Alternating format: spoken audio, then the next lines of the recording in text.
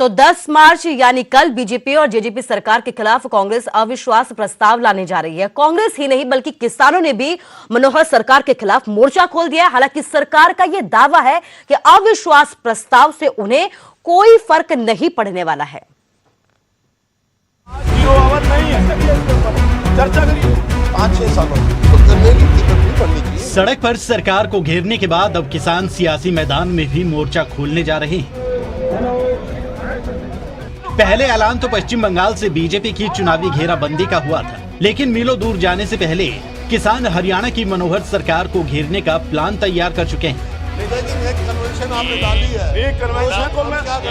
10 मार्च को विधानसभा के अंदर मनोहर सरकार का इम्तिहान है, क्योंकि कांग्रेस सरकार के खिलाफ अविश्वास प्रस्ताव लाने वाली है और किसानों ने इसी अविश्वास प्रस्ताव की हिमायत में नई अपील कर दी, जिसमें हरियाणा के लोगों को साथ जोड़ने की कोशिश है। अपील यह है कि बीजेपी जेजेपी के विधायक अपनी ही सरकार के खिलाफ आ रहे हैं, अविश्वास प्रस्ताव का समर्थन करें और सरकार के खिलाफ वोट डालें।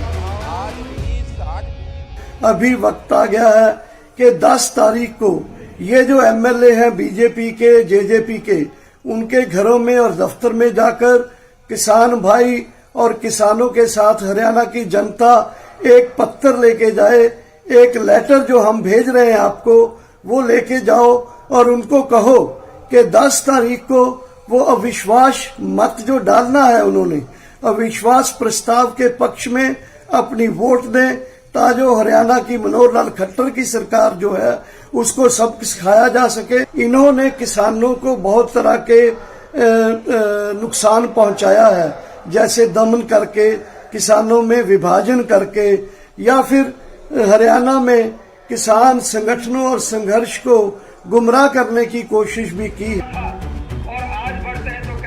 इस अपील के साथ एक चेतावनी भी है, और चेतावनी ये कि जो विधायक किसानों के साथ खड़ा नहीं होगा उसे आने वाले वक्त में जनता सबक सिखाएगी।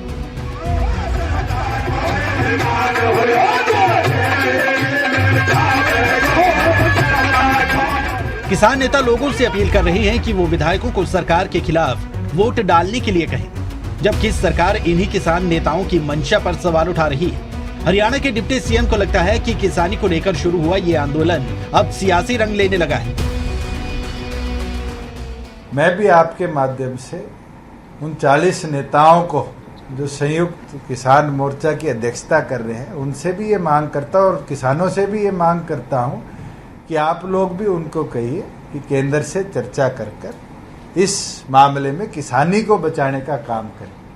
आज के दिन तो जिस तरह के हालात देश भर में देखने को मिल रहे हैं, मुझे लगता है कि अब बॉर्डर्स पे कम और देश के अलग अलग कोनों के मंचों पे ज़्यादा आज नेतृत्व दिख रहा है।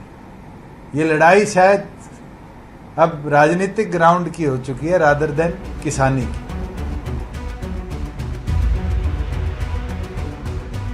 खेती कानूनों पर केंद्र और किसानों के बीच महीनों से घमासान चल रहा है और 11 दौर की बातचीत के बाद भी मसला उलझा हुआ है, क्योंकि सरकार और किसान दोनों ही अपने अपने रुख पर कायम हैं। इसलिए सरकार पर दबाव बनाने के मकसद से किसान संगठन पश्चिम बंगाल समेत तमाम 5 चुनावी सूबों में भी बीजेपी के खिलाफ प्रचार करने वाले हैं, लेकिन उससे पहले हरियाणा में शक्ति प्रदर्शन की कोशिश है। चंडीगढ़ से मनोज कुमार के साथ ब्यूरो रिपोर्ट, न्यूज़ 18 हरियाणा। आपके साथ अब लड़ाई नहीं कर सकते। तो सोमवार को महंगाई के खिलाफ हरियाणा सरकार ने